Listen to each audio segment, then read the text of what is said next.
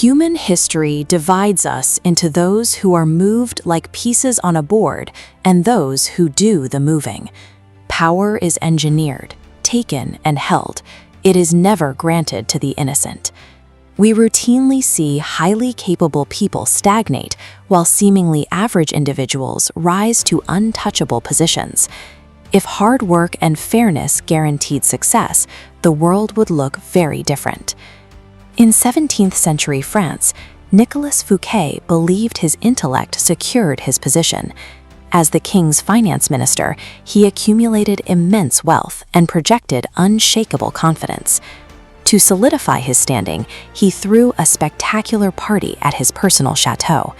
Thousands of guests dined on fine food beneath a sky filled with fireworks, all orchestrated as a calculated display of his undeniable brilliance.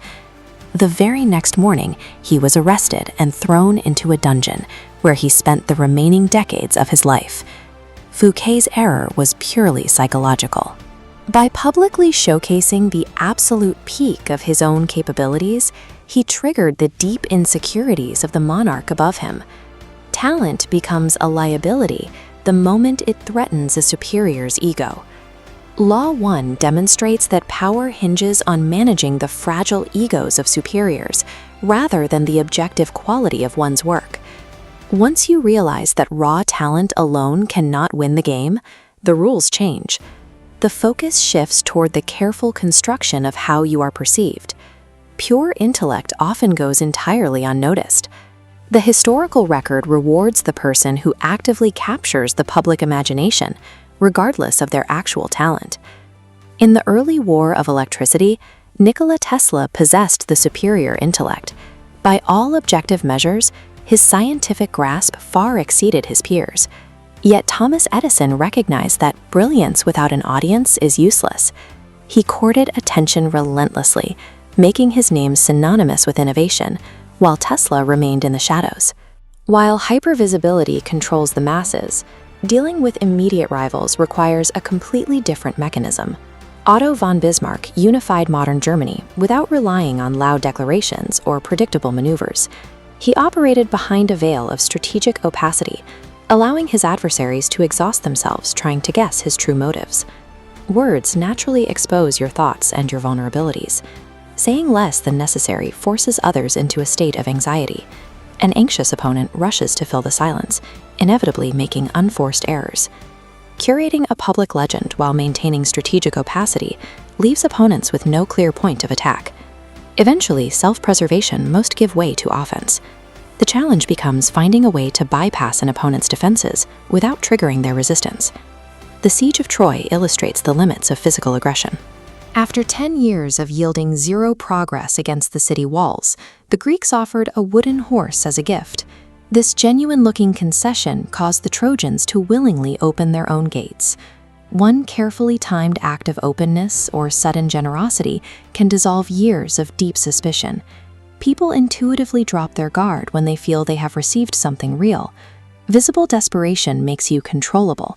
Strategic withdrawal, however, forces others to recognize your value. The highest level of infiltration requires no combat at all. It happens when a target is so disarmed by psychology that they invite their own defeat. Crossing the line from strategy into total manipulation taps into the darkest, most dangerous aspects of human nature. Charles Manson weaponized human emotion and identity to build a following. They acted on his behalf, replacing the logic in their heads with a story that made him the center of their universe. Human beings operate through emotion and use logic only to justify existing feelings. A leader who exploits this can command a following that ignores evidence entirely. When psychological capture is not enough, dominance turns toward physical finality. When the Roman Republic defeated their great rival Carthage, they did not merely sign a treaty. Rome moved beyond a simple battlefield victory. They burned the city to the ground, salted the earth, and erased Carthage from the map to guarantee a wounded enemy could never seek revenge. Operating with such ruthless finality carries an intense cost. A strategist lacking a moral compass breeds extreme paranoia, and leaders who fail to recognize when the game is over inevitably destroy their own legacies. Perfecting these rules creates its own unique vulnerability. A strategist who adheres strictly to a set pattern, even a brilliant one, is entirely exposed. The moment you commit to one specific identity or tactic, you become predictable. Once your opponent can model your behavior, they can anticipate your next move and destroy you. True resilience requires assuming formlessness. Like water, you must remain fluid, impossible to hold, impossible to cut, and capable of eroding mountains simply by adapting to the environment. These 48 laws serve as a mechanical blueprint of the world's actual operations, independent of any moral system. Ignorance of these mechanics is no defense. This game is being played right now in every office and relationship you enter. Ultimately, power favors the strategist who maintains the self-awareness and perpetual fluidity to ensure they are never played as a pawn again.